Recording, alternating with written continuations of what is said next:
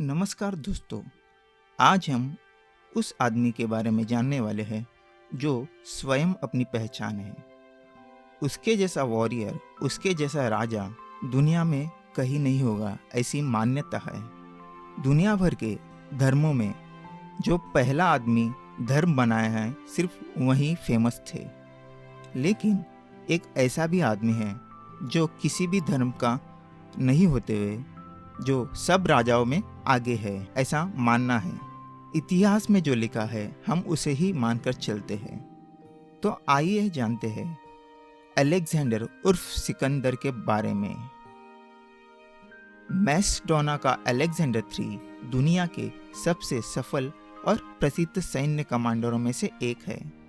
336 ईसा पूर्व में 20 साल की उम्र में मैसेडोना के मुकुट का पीछा करते हुए वह विजय के एक दशक लंबे अभियान पर आगे बढ़ा। अचमेनिद साम्राज्य को हराकर और इसके राजा डेरियस III को भारत में पूर्व में पंजाब तक आगे बढ़ने से पहले उखाड़ फेंका। उन्होंने 323 ईसा पूर्व में अपनी मृत्यु से पहले इतिहास में सबसे बड़े सन्निहित साम्राज्यों में से एक का गठन किया। यहाँ इस शास्त्रीय नायक के बारे में आज हम जानेंगे। उनके पिता मैसेडोनिया के फिलिप द्वितीय थे। फिलिप II मैसेडोनिया का एक महान राजा था जिसने चेरोनिया के युद्ध में एथेंस और थेब्स को हराया था। उन्होंने कुरिन्थ के लीग के रूप में ज्ञात ग्रीक राज्यों का एक महासंघ स्थापित करने की मांग की। सिकंदर की सफलता के लिए फिलिप II द्वितीय के सैन्य सुधार महत्वपूर्ण थे।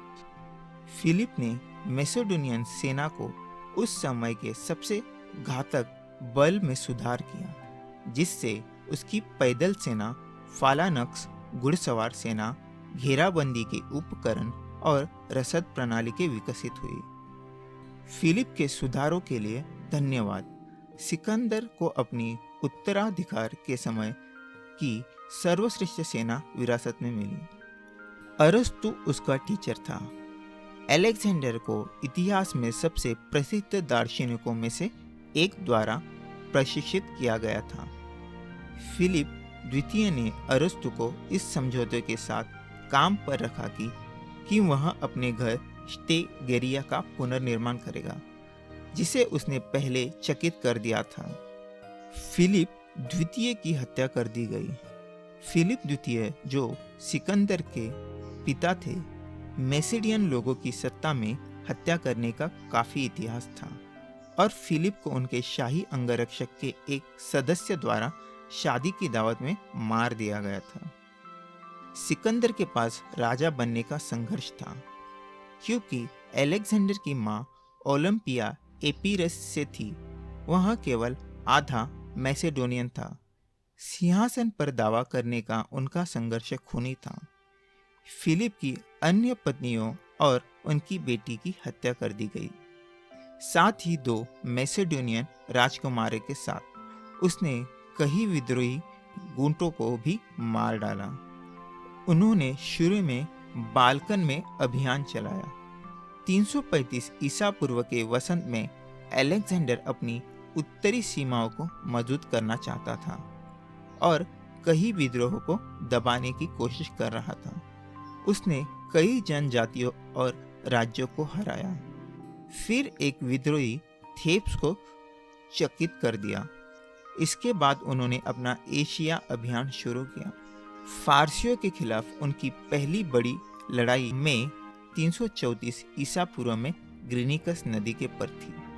334 ईसा पूर्व में एशिया माइनर में पार करने पर सिकंदर जल्द ही एक फारसी सेना द्वारा सामना किया गया था, जो ग्रीनिकस नदी के दूसरे पक्ष में प्रतीक्षा कर रहा था। सिकंदर उस हमले में लगभग मारा गया था। बहुत भारी लड़ाई के बाद सिकंदर की सेना विजयी हुई और फारसी सेना को हटा दिया। हालांकि उन्होंने आत्मसमर्पण करने की कोशिश की थी। सिकंदर के पास भाड़े और मारे गए लोगों के साथ यूनानी भाड़े की सैनिक थे। सिकंदर ने 333 ईसा पूर्व में इसूस में फारसी राजा डेरियस III को निर्णायक रूप से हराया था। अलेक्जेंडर ने इर्सस में डेरियस से लड़ाई की। संभवतः डेरियस के केवल आधे आकार की थी, लेकिन संकीर्ण युद्ध स्थल ने दारा की संख्या को कम करने के लिए सुनिश्चित किया। एक मैसेडोनियन जीत जल्द ही पीछा किया और डेरियस पूर्व की ओर भाग गया। गौगामेला के युद्ध के बाद राजा डेरियस III को हराया गया और मार दिया गया। 331 ईसा पूर्व में डेरियस को फिर से पराजित करने के बाद फारसी राजा उनके एक क्षत्रप द्वारा उखाड़ फेंका गया और उनकी हत्या कर दी गई। आचमेनिड राजवंश अनिवार्य रूप से डेरियस के साथ मर गया और सिकंदर अब फारस के राजा के साथ साथ मैसेडोना भी था। उनकी सेना 327 ईसा पूर्व भारत पहुंची। फारस को जीतने से संतुष्ट नहीं, सिकंदर को भी सभी दुनिया पर विजय प्राप्त करने की इच्छा थी, जो व्यापक रूप से भारत को घेरने वाली महासागर से घिरा बना चाहता था। उन्होंने 327 ईसा पूर्व में प्राचीन भारत में हिंदू कुश को पार किया था। यह उनके अभियानों का सबसे खून वाला हिस्सा होगा। सिकंदर की सेना ने हाइड स्पेस की लड़ाई के बाद विद्रोह किया।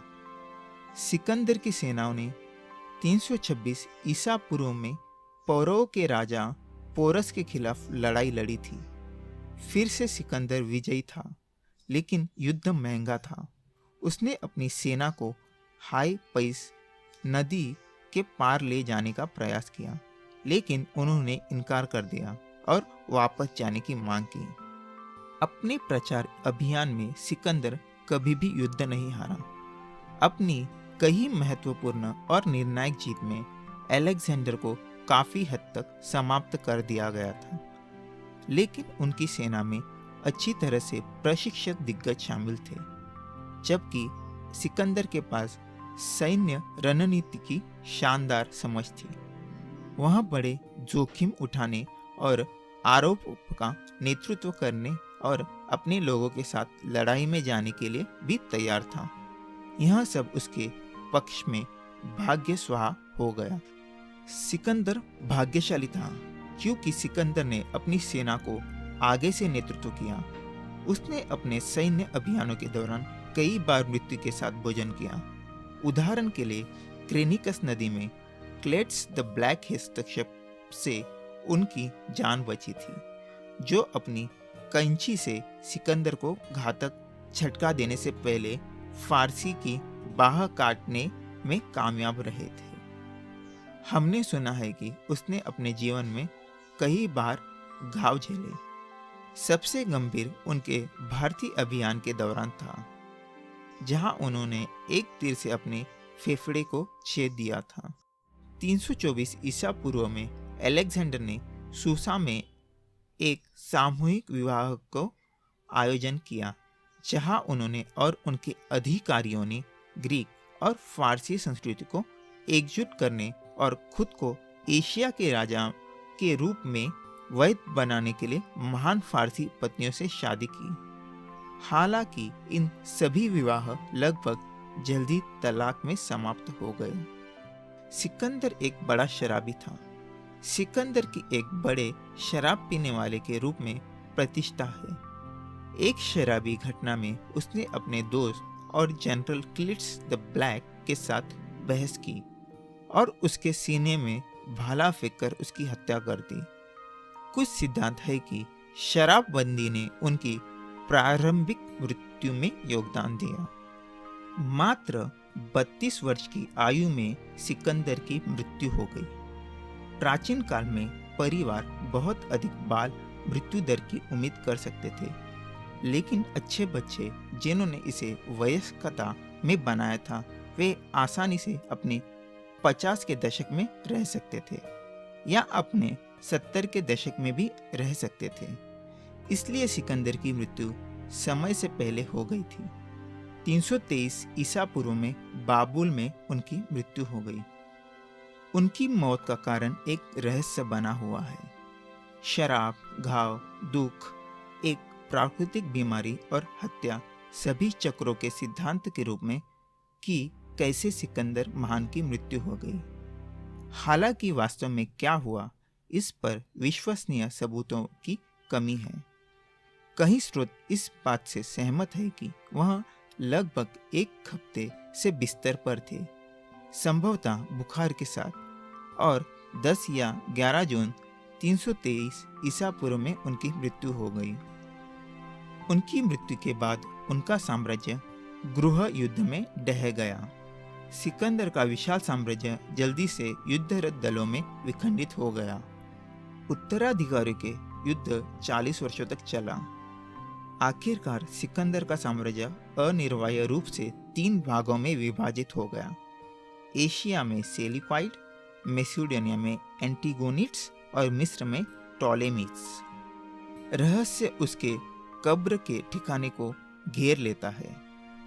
उनकी मृत्यु के बाद अलेक्जेंडर का शरीर टॉलेमी द्वारा जब्त कर लिया गया और उन्हें मिस्र में ले जाया गया, जहां अंततः इस अलेक्जेंडर में रखा गया।